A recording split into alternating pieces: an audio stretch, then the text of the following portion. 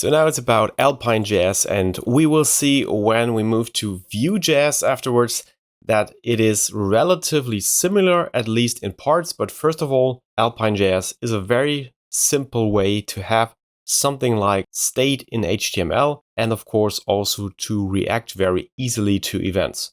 For example, to react to something like onChange or form submit. And we will look now at how to handle form elements and forms in AlpineJS. Of course, we need to create a project first, and we will do that now. So we use npm create vite again. And then we need to name it, of course. So I would say alpine-form. And now we cannot select Alpine directly here, but we don't have to. We can simply take vanilla, so just JavaScript again, no TypeScript, and then we basically have our project. Then we go back in and into the new folder and do npm install, wait a bit, and then it's done. Now we can do npm run dev, and we have our server again. So let's reload, and then I'll remove the breakpoint that is still from before here, and then we see hello vite. And there's also a counter here in this example project, and the whole thing is in HTML, completely HTML without a framework. So let's check the index HTML here. And we also have this div here, this app div ID app, and then main.js is loaded in a script tag. And this is main.js, and basically it's setting inner HTML of this app div and then setting up some code for the counter here. So we will remove this entirely and just work with HTML, so we can also get rid of the script. So this is one advantage of Alpine, that you can do everything in HTML, but you can of course still have a script tag. But for now, let's remove this main.js and also remove counter.js. We don't need that either. And then we also need to remove the script tag here. Okay, and then we see we have a blank page in the browser. So what do we need to actually use AlpineJS in our page? First, we need to load AlpineJS, of course. We can do this, for example, by downloading it from unpackage.com and include it here with a script tag. So unpkg.com/AlpineJS, and important is this defer here.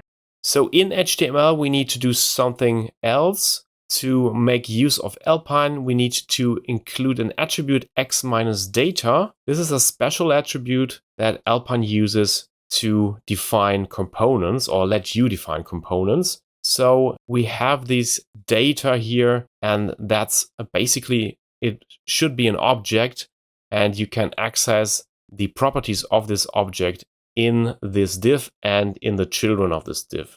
So let's define here first name and last name as properties of this object. We take the single quotation marks so that it doesn't have to be escaped here. And I leave both empty for now. So visually nothing changes. We still have an empty page because there's nothing in it. Now we can of course make a form inside this div. And so that's the normal HTML form. And we can use the usual things like labels here and input elements and buttons. So we can leave it like that. So I've already talked about label for. So I've used this syntax here, label for, and then the ID of the input element that this label is for. And you can also do it, of course, as we did before, and put the input inside the label. And we also, of course, have to set the name here. This is important to have the data submitted. So we have now set ID here. We wouldn't need that if we put the input into the label, but we just leave it like it is now. So this is all normal HTML, and that's the nice thing here. We really have normal HTML, nothing special, so no JSX or something. So we can use everything that we had before. And where Alpine comes into play is where we have these x-attributes here that we can use. We'll get into that in a moment. So first, the normal HTML here, we have name first name, and here accordingly name last name. So then we can already see that we have it here, this nice form. So we can click on the label here, and then the focus is set into this field, and it's fine for now. We also have a submit button. That means if I enter my name here, press return, or click the button. The form is submitted as usual. So we haven't used anything special here, and we want to do the same as we did with React. We simply make an output below this form, and we can put it also inside the form. This is no problem because it won't submit anything here, this output. But let's change it to a div, so it's just a normal div now. So the first thing that really stands out here is that we have already this x minus text here, and this contains the text that should be displayed inside this div here. And as you can see, I'm using a template string here and this $ curly braces to put values inside this string. So these properties here, first name and last name, these are the properties specified here on x minus data. And here in this attribute in the string, I can just access them as if they were local variables here. So inside the x minus text, I can put arbitrary JavaScript expressions, and I can use the properties of this x data object here. So it's basically as if we would declare variables here inside this JavaScript context, but it is declared here in this x minus data attribute. So at the moment, these are empty strings because I haven't entered anything here. But if I enter something here, like my name, first name, Stefan, then we can already see that this is printed out here. The full name is printed here in this div. So this is the magic way of data binding in Alpine. So I didn't have to submit the form. It was all done live as I typed, and every change in the input field was directly reflected here in the output div. And how are first name and last name actually changed? This is this special attribute here, xModel. So with xModel, I set the property here on these x data properties that I want to data bind to this input value. So with xModel, I will set up this data binding here, in this case for first name. So every change is directly written to first name, and here every change is written to last name. And this is both ways. So if I change last name, this will also be reflected here in the input. So it's a two-way data binding here with this object here, with the properties of this object. And here I'll output it in this div as a text. So internally, Alpine recognizes the access of these variables, of these properties here, first name and last name, and automatically notifies then when these properties are changing, and then it updates the output here, the text in this div. So you don't have to do anything in onChange or something like that. You just say, okay, bind this property here to this input value, and everything else is taken care of by Alpine. So for this use case, you don't even need event handlers or anything like this. And of course, you can use event handlers, and you can do something like this, x minus on, and then colon, and then you have to specify the event here. So for example, submit, and inside we can write a handler function. So we can write a function here in the attribute in this string. We want to access the event in this code. Then we can simply use a $event here, which is a magical property, in quotes, so to speak, a magical variable provided by Alpine, similar to how we have event as a global variable, simply attached to window. But in this case, it comes from Alpine $event. We can then simply use it here, $prevent default, for example, and then we prevent the form submission here. So let's try it. Remove the parameters here. So I enter my name again and then submit the form. I think I have a typo here. It's not, okay, it's not form submit, it's just submit here, the event. And now we try it again.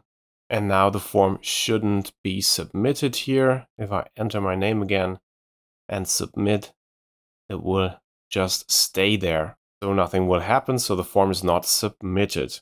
We also see here network that nothing happens, and we achieved this, of course, with this event.preventDefault, $event.preventDefault. And we can also replace this x on with this @ sign. So just add submit, And now we can do something to have the prevent default without even writing a script. We can name this attribute @submit.prevent, and then this prevent default is taken care of by Alpine. So I don't have to do it here in the script. I can just do a console log form submitted $event.target.firstname. So just for testing purposes. Okay, then we enter this here again, my name, and then submit. Take a look at the console here, and we see form submitted. And of course, yeah, there's something missing, first name dot value, that I don't output the element, but the value. So again, submit, and now form submitted Stefan, because I just put first name here. So we can also write last name, of course. But let's not do it in the console, but let's do it in the output div. So I will also create a new property here, output, and set it to an empty string for now. And then here I remove that console log and just set output to this hello, and then first name and last name concatenated. I'll just say data submitted, and then the two names, first name, last name. So then we need to put this in another div. So we can say output is x minus text here, and then the value of this output property will appear here in the text. And the form is of course not submitted because we have this @submit.prevent here. And this output that is set here is then automatically bound to this x minus text here, our output. So I think that's a very nice thing. It's easy to wire up everything here in Alpine, and it's not that difficult like in React, for example, where you really have to set event handlers and then define extra state with use state and to connect everything. And here you can just do it with this xData, which defines the data object here for this part of the DOM tree, and then you can use it very simply here, just like normal local variables even, and you can use these special attributes to wire everything up. I could also have an input here, and on this input use x minus value. So here I can set, for example, output, and this would actually not work because this is wrong here. I need to put a colon here, colon value, and the long form of this would be x minus bind, but you can also write the short form, just colon value. And this simply means that value here is then bound to output. So by this syntax, you can basically bind an arbitrary attribute here to this expression then. So you can also use xModel, of course, here on this input type hidden, or you can also use this colon value, and we can make it an input type text now so that you can see that it's working, and we see it's working.